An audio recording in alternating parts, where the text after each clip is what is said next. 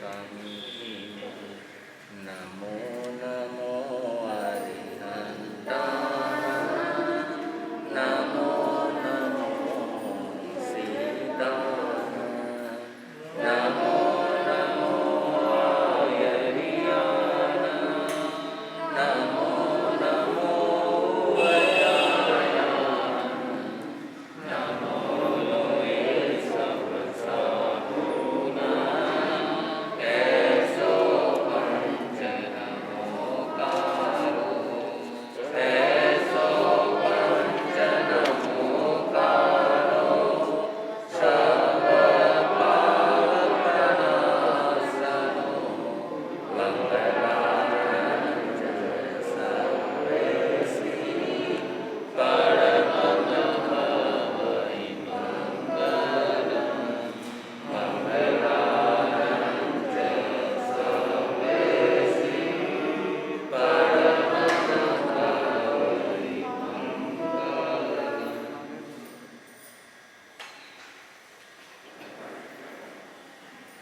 प्रभु महावीर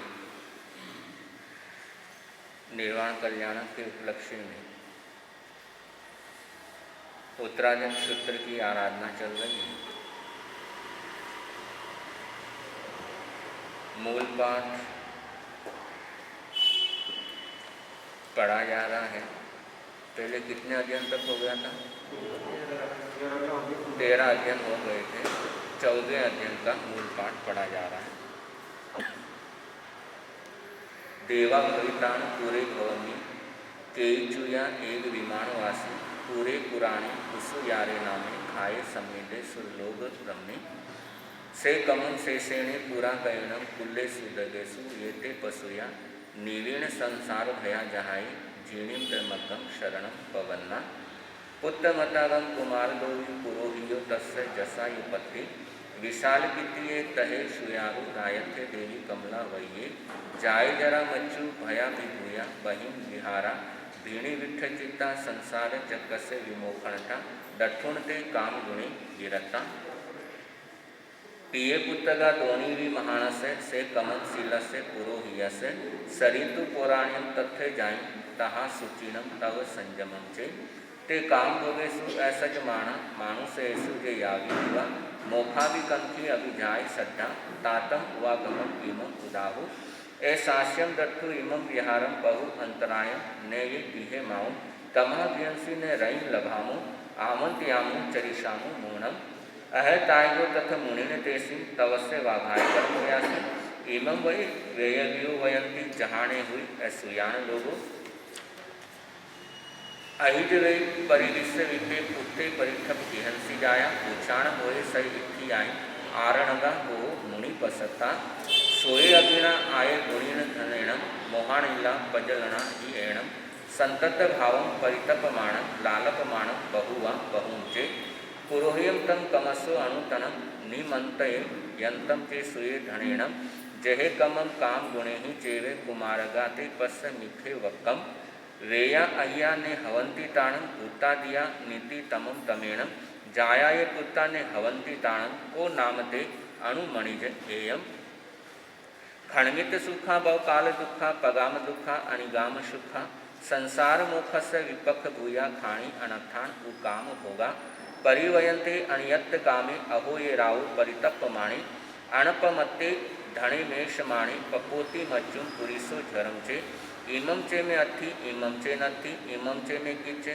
इमं अकीचम तम एवमेव लालपमाणम हराहरंती ती कहम पमाओ धनम पभूयम सह इथि आयुम शयनातः काम गुणा पगामा तवम कहे तपय जस्य लोगो तम सवय साहिने मिहेव दुर्भम धनेन किम धम्म धुरा ही गारी शयनम व काम गुणे ही चेवे श्रवणा भविष्यामु गुणो है धारी बहिम विहारा अभिघम भिखम जहाँ ये अग्नि अरणि असंतो खीरे घयम तेले महातिलेशु एमेव जाया शरीरन से सत्ता समुच्छई नासई नाव चिट्ठी नो इंद्रिय गेज अमुत भावा ये होई नीचो अजत हो नियय अशेष बंदो संसार हेउं चे वयंती बंदम जहाँ वयम ब्रह्मम में जान माणा पावम पुरा कमम मकासी मोहा औरोपमाणम परिरखयंता तम नेव भुजो विसमाय रामो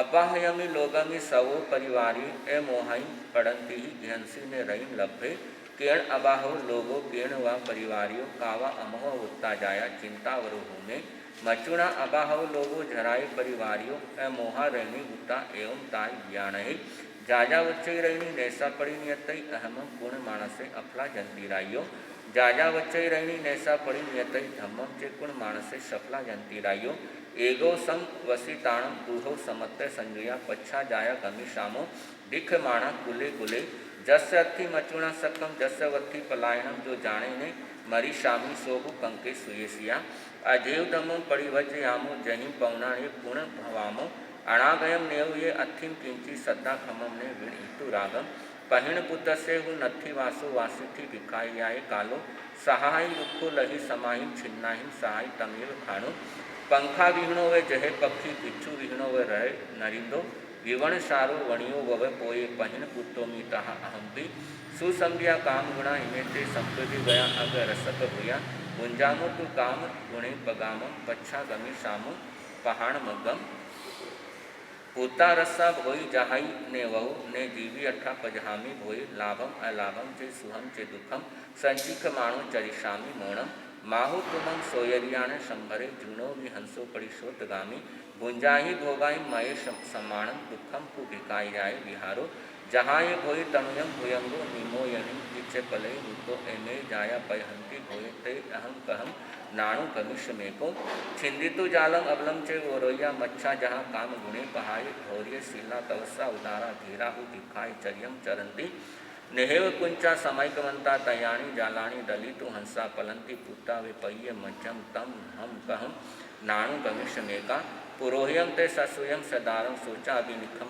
पहाय भोये कुटुंब सारम युगलु तमम चेरायम अभिखम समुवाय देवी वंतासी पुरुषो रायम नेसो होई पसंद सियो महाणेन परिचतम धन मादा उमिच्छसी सवम जगम जयी तुहम सवम वावि धनम भवम सवम विते अपजतम नेव ताणायम तम तव मरिहसी रायम जया तया वा मनोरमे काम गुणे पहाय इक्को हु धम्मो नरदेव ताणम ने विजय अण मीहे किंची नाहम रमे पक्षिणी पंजरेवा संतान छीना चरिशामी मोणम अकिंचना ऊंचु कड़ा निरामिषा परिगहारम नियत दोषा दव अभिना जहाँ रणे दज माणेसु झंतेसु अणे सत्ता पमो यंती राग दोष वसम गया एवमेव वयम उडा काम भोगेसु मुंश्या डज माणम ने मुझामु राग दोष बिना जगम भोगे बुचा विमिता ये लघु भूये विहारिणो आमोय माणा गंछन्ति दिया काम कमा इरी इमे ये बद्दा फंदंती मम हत्य जमा गया वयम चे सत्ता कामेशु भविष्यामु जहाँ इमे सामिसम कुल्लम विश्व वज्र माणम निरामिषम आमिषम सौ मुदिता विहरिशामी निरामिषा गीतो ओमऊ नच्चानम कामे संसारे वडणे उरको सुवर्ण पासे सवशंक माणु तनुम चरे नागो व बंधने चिता अपनो वसहिम वय एयम पत्थम महारायम उसुया रीति में सुयम चैता व्यूलम रजम काम हो गए तो चय निविषया निरामिषा निनेहा निपरिगहा समम धम्मम व्याणिता चिच्चा काम गुणे वरि तव पगीच खायम घोरम घोर परकमा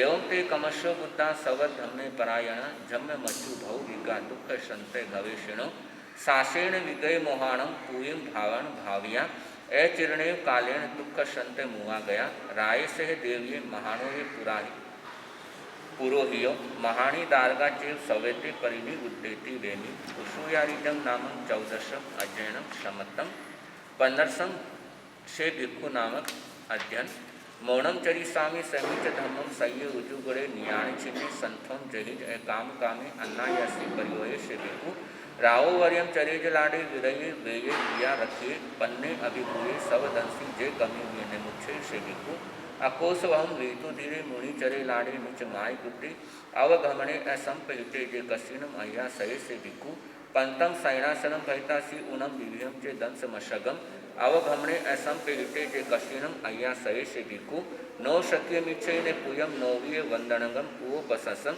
से संजय सुवय तवसी सये आय गवेसय से भिक्खु जैन पुनो जहाई जीवियम मोहम व कसिनम निये छाई नर नारी पजहे सया तवसी नये को हले वै से भिक्खु क्षीणम सरम गोमंत लिखम सुमीनम लखन दंठ वत्थु बीजम अंग वियारम सरस बीजम जे विचाहिम ने जीवै से भिक्खु मंतं मूलं वीह्यं वेदचित्तं व्यमण विरयण धूमणते सिनाणम आवरे शरणम तिगीक्षम चित्तम परिणाय परिवय से भिक्खु खतिये गणे उगराय पुत्रा महान भोये विलियाय शिक्षिणो नो तेसी मय शिलोक पुयम तम परिणाय परिवय से भिक्खु गीणो जे पवयणम दिठा अपवयणम वे संतुआ हविजा तेसिम इहे लोये फलटा जो संतों ने करे से भिक्खु शयनासन पाण भोयणम वीर्यम खाइमम साइमम परेशिम अदय परि सह्य नियंटे जे तथ्य ने पौसई से भिक्खु जम कीची आहार पाणगम दिव्यम खाइमम साइमम परेशिम लद्दम जो तम तिविहणम नाणु कंपे मन वै काय शिव समुडे जैसे भिक्खु आयाम अगम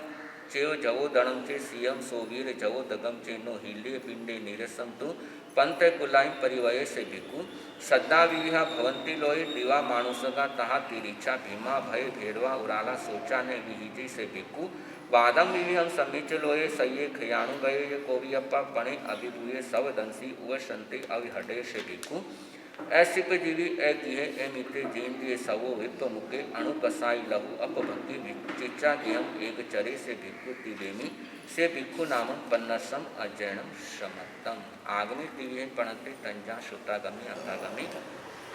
ऐसे श्री ज्ञान के विषय में जे कोई अत्याचार लगा तो म्यालम जम बाइटम बच्चा में जमी न करम चक्रम पैणम निनयनम जोगिनम घोषिणम शुट्टु दिनम दुट्टु पड़ीछम ए काले कौ सज्जाओ काले ने कौ सज्जाओ ए सज्जाई सज्जाई सज्जाए ने सज्जाय गणता गुणता विचारता ज्ञान ज्ञानंद पुरुषों की है विन्यासात्मा प्रभु महावीर का स्वामी महावीर का मंगलिक नाम था मंगलिक नाम था आज भी है और कल भी रहेगा। त्रिशला के लाल का त्रिशला के लाल का दयामय पैगाम था दयामय पैगाम था आज भी है और कल भी रहेगा। इस पाप भरी बस्ती में प्रभु सूरज बन आए थे हुआ नष्ट अंधेरा जग का सुर नर मुनि हर्षाए थे। इस पाप भरी बस्ती में प्रभु सूरज बन आए थे हुआ नष्ट अंधेरा जग का सुर नर मुनि हर्षाए थे। जग हित साधना ही जग हित साधना ही प्रभु तेरा काम था प्रभु तेरा काम था आज भी है और कल भी रहेगा।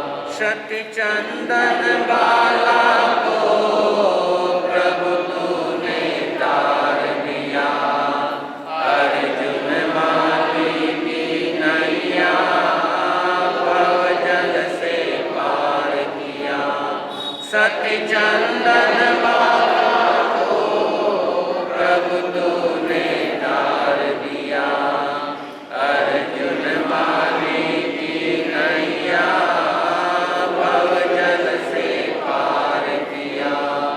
सबके लिए ही प्रभु सबके लिए ही प्रभु तू सुख धाम था तू सुख धाम था आज भी है और कल भी रहेगा।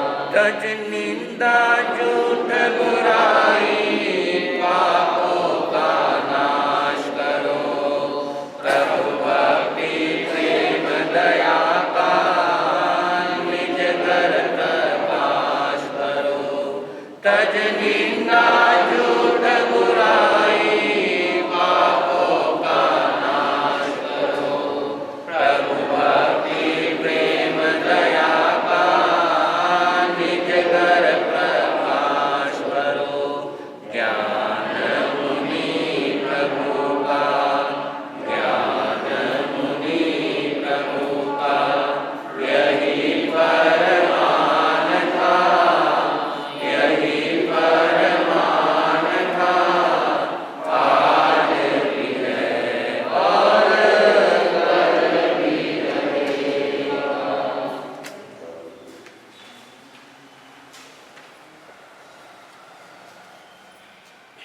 रिश्तों की यात्रा करते हुए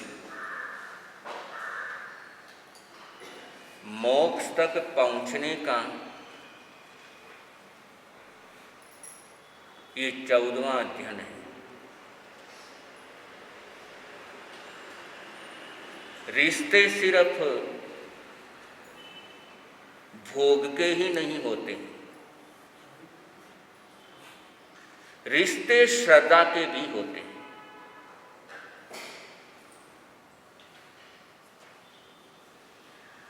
भोग के रिश्ते लंबे समय तक कायम नहीं रहते, लेकिन जो श्रद्धा के रिश्ते को जीते हैं वो रिश्ते ये तन खाक होने के बाद भी, ये तन जल जाने के बाद भी और ज्यादा प्रगाढ़ हो जाता है।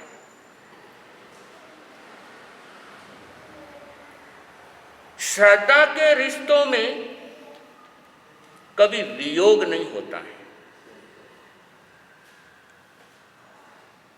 स्वार्थ के रिश्तों में वियोग हुए बिना रहता नहीं। स्वार्थ के रिश्तों में वियोग अनिवार्य है।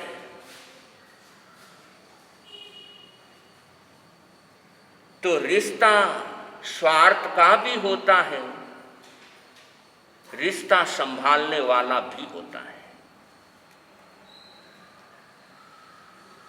और ये अध्ययन ये एक ऐसा प्यारा अध्ययन है जहां पर पुत्र अपने माता पिता को धर्म के साथ जोड़ते हैं।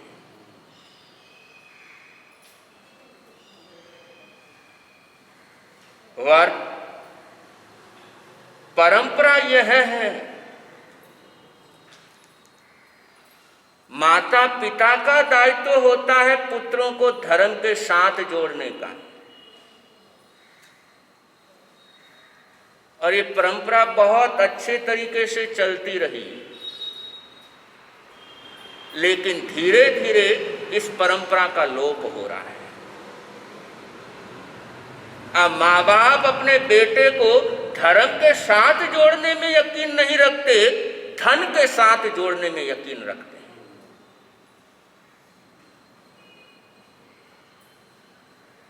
और जब यकीन अपना धन के अंदर प्रगाढ़ हो जाता है, तब जो रिश्ते होते हैं वो सिर्फ टिट फॉर टेट वाले होते हैं।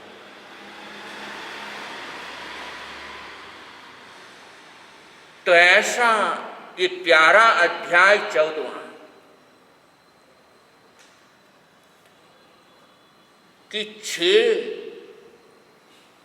आत्माएं पिछले जन्मों में साथ साथ है, जंगल में भटक गए ग्वाले के रूप में है,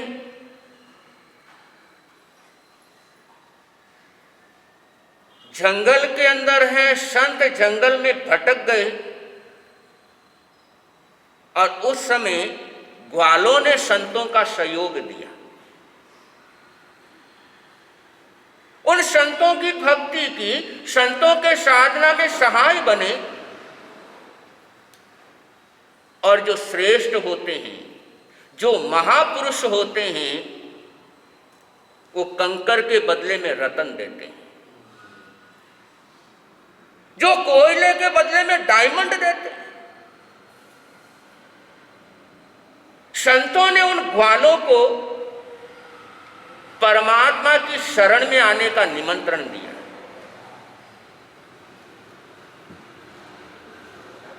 कि तुमने हमें श्वेत दूध बहराया है, तो हम तुम्हें श्वेत वस्त्र देना चाहते हैं। और क्या ग्वालों का सौभाग्य कि जंगल के अंदर कल्प वृक्ष मिल गया।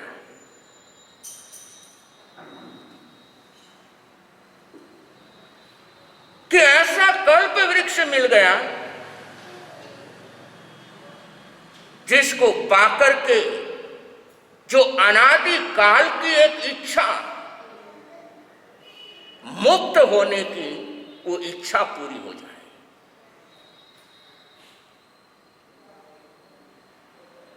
और उन 6 साधकों ने साधना की, आयुष्य पूर्ण करके 6 के 6 देवलोक में पहुंचे। और देवलोक से आयुष्य पूर्ण करके एक एक करके 4 जने वापस इंसान के रूप में जन्म लिया। भृगु पुरोहित, उसकी पत्नी, राजा और रानी, और 2 जने अभी देवलोक में।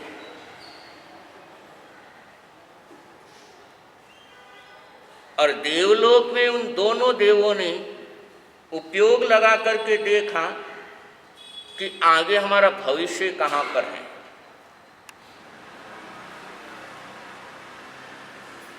संभालने के लिए जरूरी नहीं है कि दूसरे की जरूरत पड़े।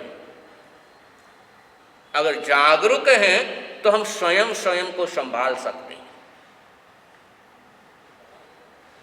उन दोनों ने उपयोग लगाया कि धरती पर हम कहां पर जन्म लेने वाले हैं, और देखा तो सोचा चलो आगे की व्यवस्था करते हैं। पहले से ही व्यवस्था करके रखते हैं। बहुत से लोग हैं बेटी का जन्म होते ही व्यवस्था करना शुरू कर देते हैं।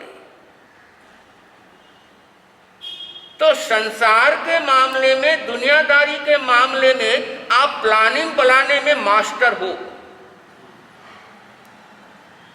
लेकिन धर्म के क्षेत्र में कभी प्लानिंग बनाते हो आगे?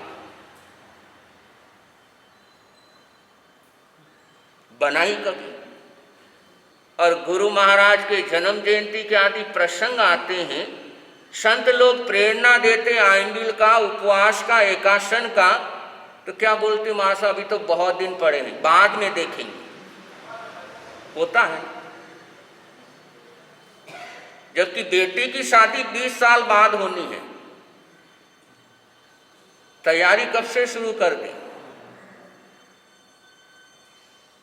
और धर्म के क्षेत्र में 1 हफ्ता पहले भी तैयारी मंजूर नहीं है कि जैसा मौका होगा वैसा देखा जाएगा। शादी के वक्त ऐसा सोचते हो कि जैसा मौका आएगा वैसा कर देंगे।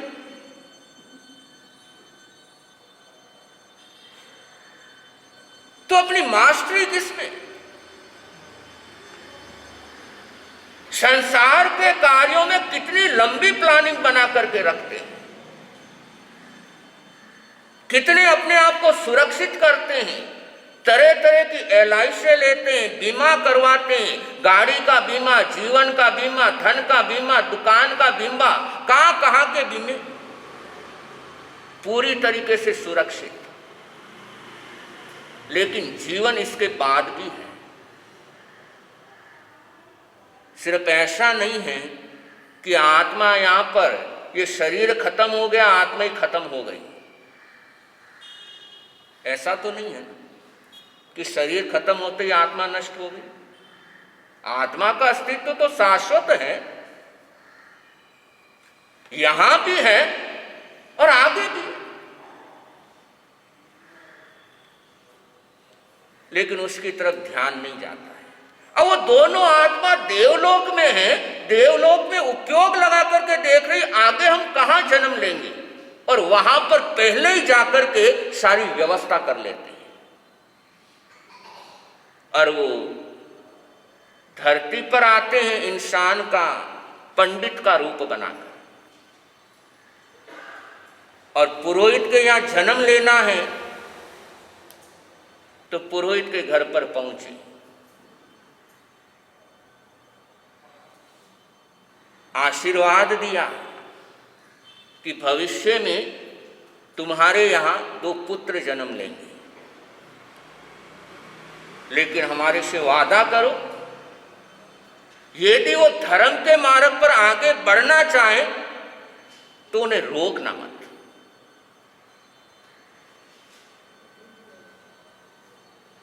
पुरोहित ने वादा कर दिया कि ठीक है। दोनों देव आश्वस्त हो गए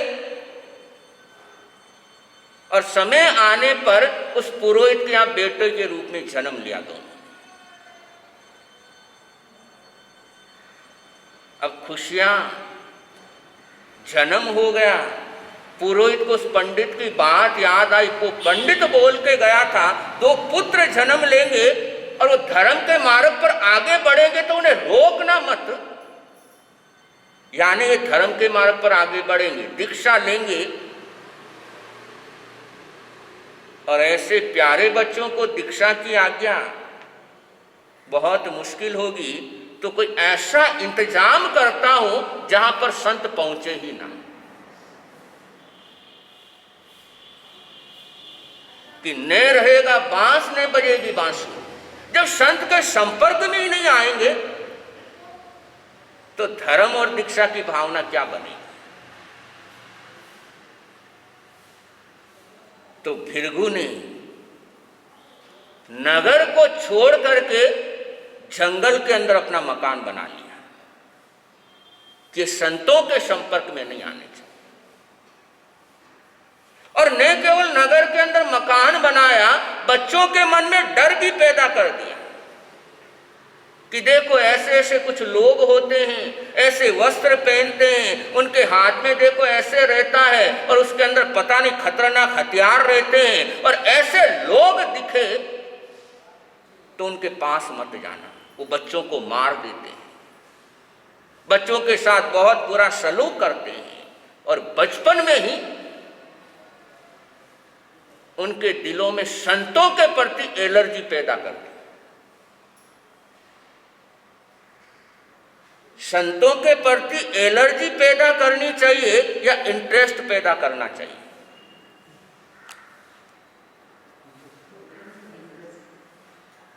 किया कभी? घर में बच्चे हैं, भेजा कभी स्थानक में, लेकर के आए साथ में?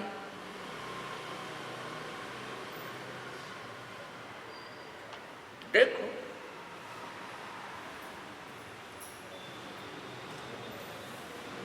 और जब आप लोग अपने बच्चों को ही धर्म के साथ नहीं जोड़ोगे और धन के साथ, और याद रखना धन के साथ जोड़ोगे, बच्चा बड़ा होकर के तुम्हें धन दे देगा,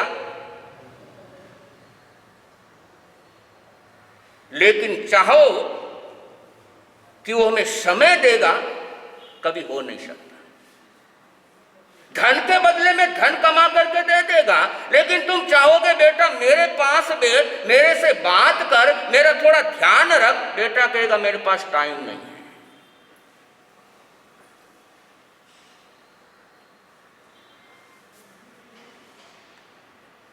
दोनों बच्चे बड़े होने लगे,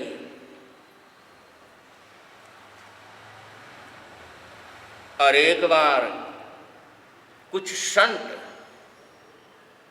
उसी जंगल में से निकलते हुए उस भृगु के घर पर पहुंच गए। अब भृगु का भाग्य बढ़िया कि बच्चे बाहर गए हुए। अब भृगु की तो सांसें ऊपर नीचे हो रही है कि ऐसे समय में यदि बच्चे आ गए तो गड़बड़ हो जाएगा। और उन्होंने कहा महाराज जो लेना हो आप लो, लेकिन यहां से आप जाओ।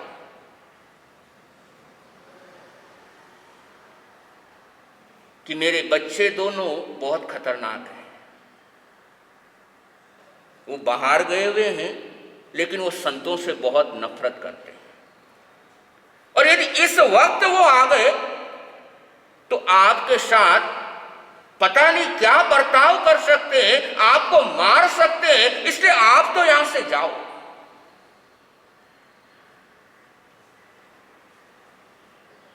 अब संत ने जो कुछ भी बहरना था बहरा। पहले तो मन था कि चलो वहीं बैठ करके वापर लेंगे, लेकिन अगला ही बोलता यहां से, तो गोचरी लेकर के निकल गए। कोई ऐसे स्थान की देखने लगे जहां पर बैठ करके गोचरी वापर सके, और उधर सामने से दोनों भृगु के बेटे आ रहे और इधर से संत जा रहे। अब दूर से जब बच्चों ने देखा कि ये तो वही लोग हैं जो माता पिता कहते थे बहुत खतरनाक होते,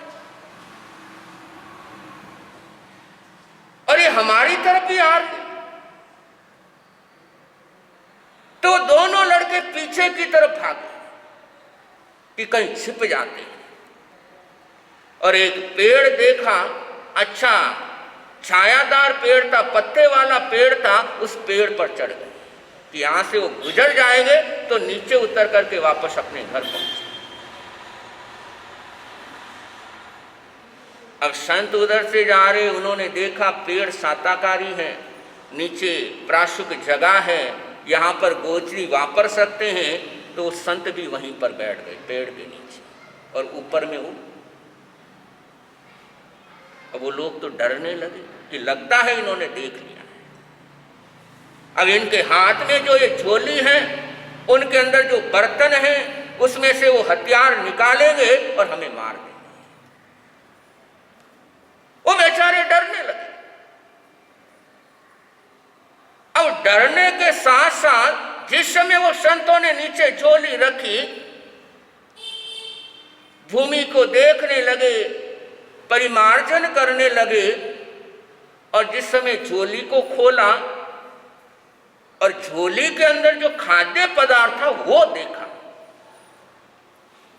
तो उन्होंने सोचा ये तो हमारे घर पर बने हुए पदार्थ हैं।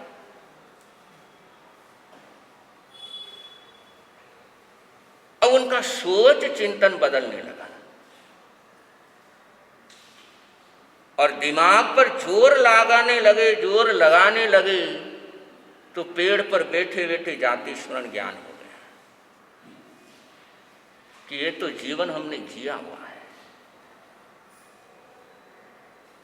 नीचे उतरते हैं, वंदन नमस्कार करते हैं और अपने घर पर पहुंचते हैं। और फिर उन पुत्रों के और पिता माँ के बीच में क्या चर्चा होती है, और उसके बाद राजा रानी इसमें अंदर इंक्लूड होते हैं, उनके मध्य में क्या चर्चा होती है, वो सारा जिक्र इस 14वें अध्ययन के अंदर है। वो बच्चे घर जाकर के अपने माता पिता से कहते हैं, 7वीं गाथा में जिक्र हुआ कि माता पिता अब घर में आनंद नहीं आ रहा है,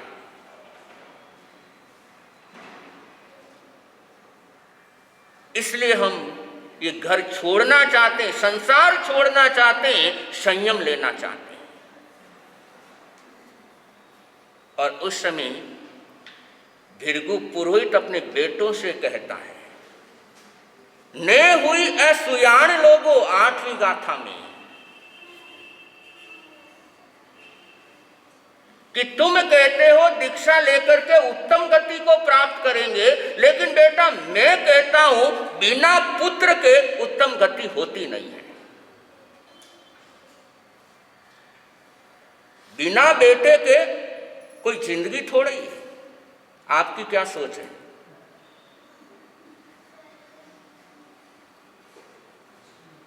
बेटे की चाहना ज्यादा होती है या बेटी की चाहना ज्यादा होती है?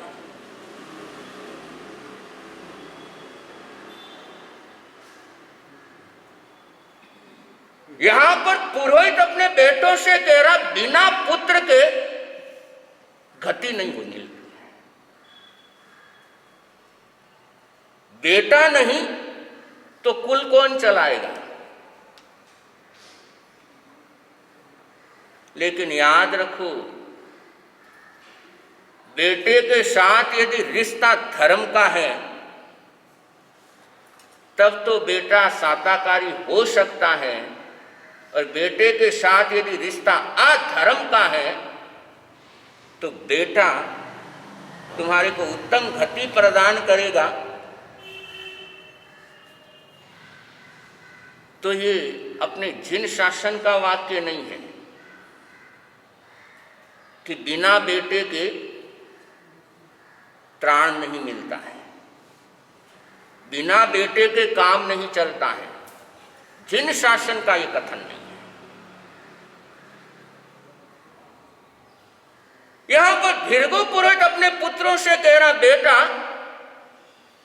अगर तू उत्तम गति चाहता है तो पहले संसार बसा, पहले पुत्र पैदा कर, फिर उनको पढ़ा लिखा, फिर उनकी शादी कर, और उसके बाद आगे मुनि बन जाना। भृगु पुरोहित कह रहा, हम मुनि बनने के लिए दीक्षा तुम लोगे, उसके लिए मना नहीं कर रहे हैं, मना हम नहीं कर रहे हैं, लेकिन पहले शादी कर लो, अपनी गृहस्थी चला लो, बच्चों की परवरिश कर लो, उनकी शादी कर लो, फिर दीक्षा ले लेना, हम मना नहीं कर रहे। राइट? कोई आपके घर का 10-12 साल के बच्चे की भावना हो जाए साधु संतों के साथ रहने की, क्या बोलोगे? अभी पढ़ाई कर ले, अभी तू छोटा है, अभी तेरी उम्र कम है। लेकिन याद रखो, जो बड़े बड़े आचार्य हुए, आचार्य देवेंद्र मुनि जी महाराज साहब 9 वर्ष की उम्र में दीक्षा ली। आचार्य आनंद ऋषि जी महाराज साहब 13 वर्ष की उम्र में दीक्षा ली।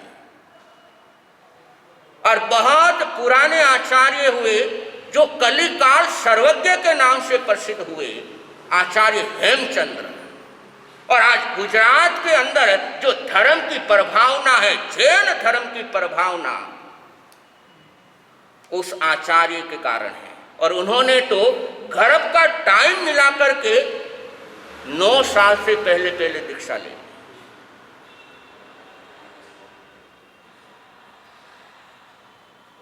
तो धर्म करने की कोई उम्र थोड़ी है, कभी भी हो सकता है।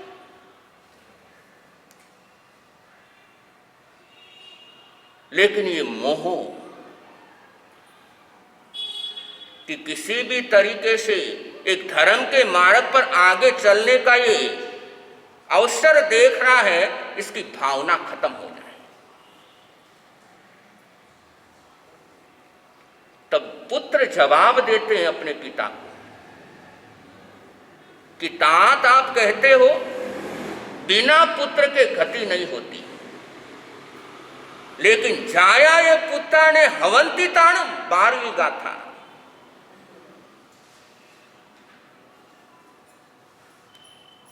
कि बेटा बंटा धार करेगा या बेड़ा पार करेगा, ये किसे पता है। भाई घर का चिराग घर को आग लगाएगा या घर को रोशन करेगा, किसे पता है।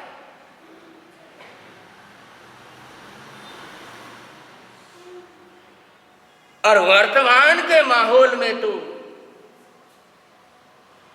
ऐसी संतान पैदा हो रही है जो अपने माँ बाप को ही चूना लगाने में लगी हुई है। तो आगम का ये वाक्य हमेशा याद रखो कि संतान तुम्हारा बेड़ा पार नहीं कर सकती। भले ही तुम संतान के लिए अपना पूरा जीवन लगाओ, भले ही उनके लिए धर्म को स्थगित कर दो,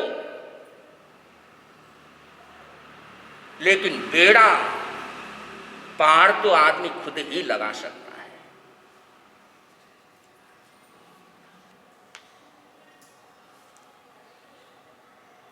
पंद्रहवीं गाथा में आप लोगों की लाइफ कैसी होती है इसका जिक्र हुआ है। इमम चे में अथी इमम चे नथी, कि ये मेरे पास है और ये चीज नहीं है, उसको प्राप्त करना है। इमम चे में किच इमम अकिचम, ये कार्य किया है और ये करना है। बस इन्हीं दो की चीजों, कि ये चीज मेरे पास नहीं है, वो मेरे पास होनी चाहिए, ये मैंने काम किया, ये काम मेरा बाकी है। बस इसी दो चीजों के अंदर आपका जीवन आगे बढ़ता है। कि किराए का ऑफिस है लेकिन अपना ऑफिस नहीं है, वो होना चाहिए। छोटा मकान है, 2 कमरे का मकान है, लेकिन 4 कमरे का मकान होना चाहिए। गाड़ी पुरानी हो गई है, नई लेनी है। तो आप लोगों की लाइफ, ये किया है, ये करना है, ये मेरे पास है, ये नहीं है, उसे प्राप्त करना है। बस इसी उलझन में पूरा समय व्यतीत हो जाता है। 16वीं गाथा में बहुत सुंदर बात है, और बहुत से भाई बहन उनकी भी यही सोच होती है। धर्म किसके लिए करना, किसके लिए करना?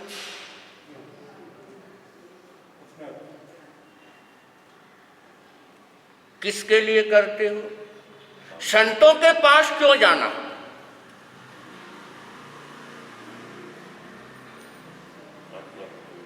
संतों के पास जाने का जो मूल उद्देश्य है, जो प्योर लक्ष्य है, वो क्या है? संत आत्म कल्याण के मार्ग पर आगे बढ़ रहे हैं, और उनसे आत्म कल्याण का मार्गदर्शन लेने जाना, ये संत के पास जाने का मूल लक्ष्य है।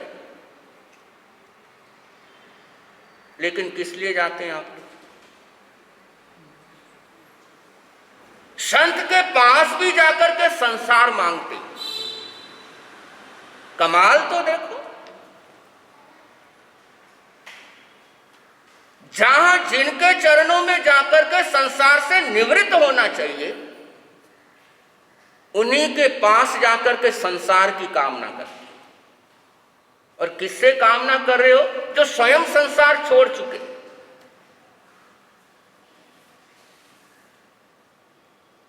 तो इस दुनिया में बहुत से लोग धर्म करते हैं तो सिर्फ संसारी चीजों के लिए करते हैं। और यही बात इस 16वीं गाथा में कही। पिता अपने पुत्र से कह रहा, जिसके लिए धर्म किया जाता है वो सारी चीजें तुम्हारे पास ऑलरेडी है, फिर धर्म क्यों? कि बढ़िया से बढ़िया बंगला है, बढ़िया से बढ़िया नौकर चाकर है, गाड़ी है, धन धान्य है, सब कुछ है, तो फिर धर्म क्यों? भाई संसार के सारे सुख अवेलेबल है, तो फिर सामायिक क्यों? फिर प्रवचन क्यों? फिर संतों के दर्शन क्यों?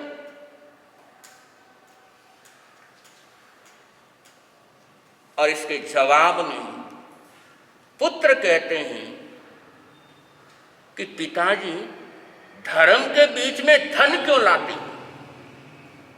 17वीं गाथा में जिक्र गया, धर्म के बीच में धन क्यों लाते? बिना धन के भी धर्म हो सकता है। हो सकता है आज के वातावरण में बिना धन के धर्म हो सकता है।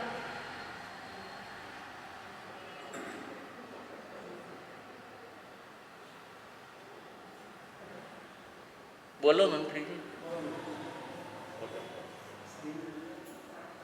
यहां पर आगम की ये गाथा बिना धन के भी धर्म हो सकता है। उपवास करना है, धन की जरूरत है, पारने में धन की जरूरत पड़ेगी, लेकिन उपवास में। प्रवचन सुनना है, प्रवचन में धन की जरूरत है। हाँ, प्रवचन के बाद प्रभावना हो रही है, उसमें धन की जरूरत है, लेकिन प्रवचन में धन की जरूरत है। सामायिक कर रहे हो, सामायिक में धन की जरूरत है। तो धर्म बिना धन के भी हो सकता है।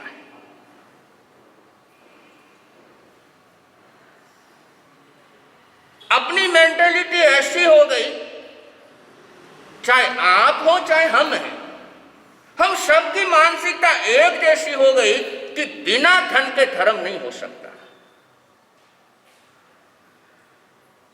लेकिन आगमकार कहते हैं बिना धन के धर्म हो सकता है, लेकिन धन के साथ धर्म कम होता है, आडंबर ज्यादा होता है।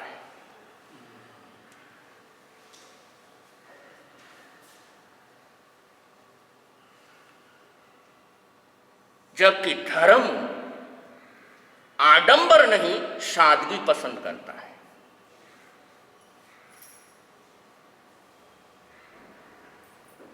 तो सादगी से धर्म ध्यान के लिए धन की जरूरत नहीं होती है। लेकिन यदि आडंबर सहित धर्म ध्यान करना हो तो बिना धन के नहीं हो सकता।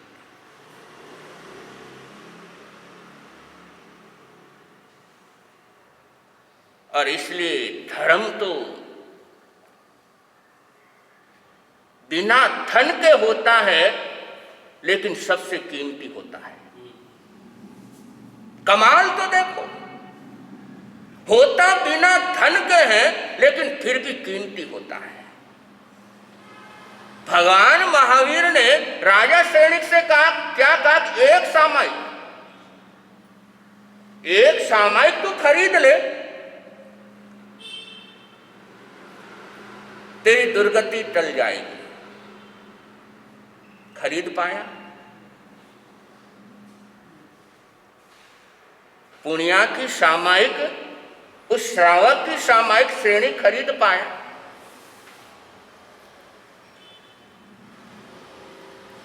क्यों नहीं खरीद पाया? सामायिक, पुण्या श्रावक की सामायिक, उसके अंदर धन लगा, सादगी की।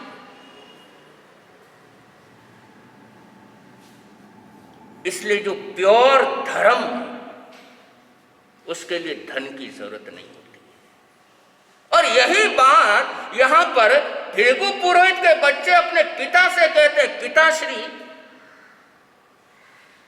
ये धर्म में बीच में धन क्यों ला रहे? और जब जब धर्म के अंदर धन की घुसपैठ होती है, तब तब धर्म विकृत होता है।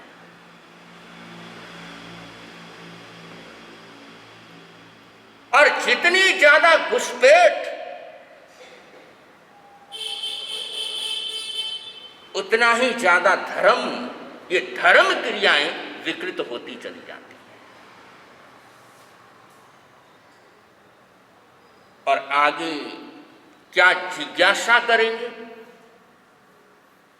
और कैसे भृगु पुरोहित और उनके बच्चों की चर्चा चलेगी, फिर कैसे राजा और रानी के बीच में चर्चा चलेगी, ये सारा जिक्र आगे के प्रवचनों में आएगा।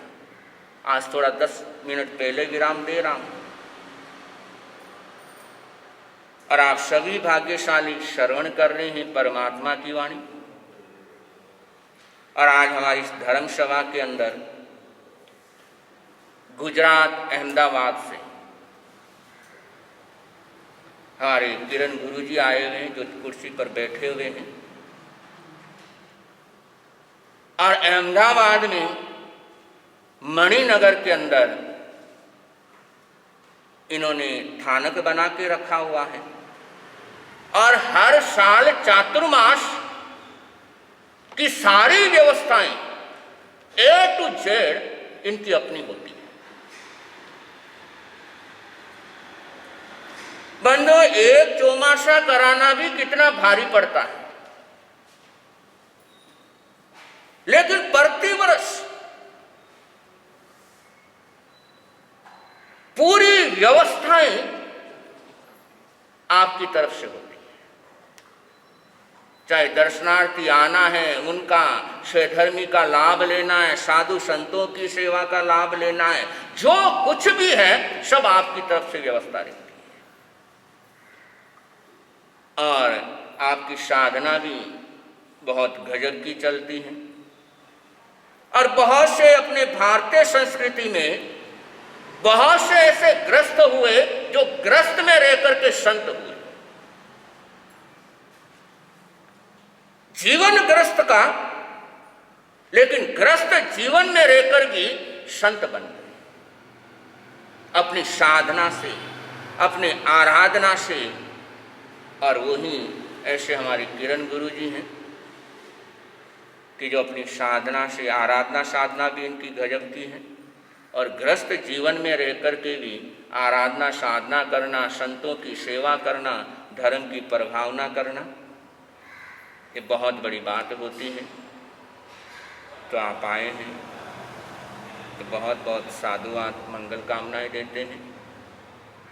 और इस मौके पर वो अपने भावों की अभिव्यक्ति कुछ मिनटों के लिए आपके समक्ष रखने जा रहे हैं। तो बड़ी शांति के साथ सबने श्रवण करना है। किरण।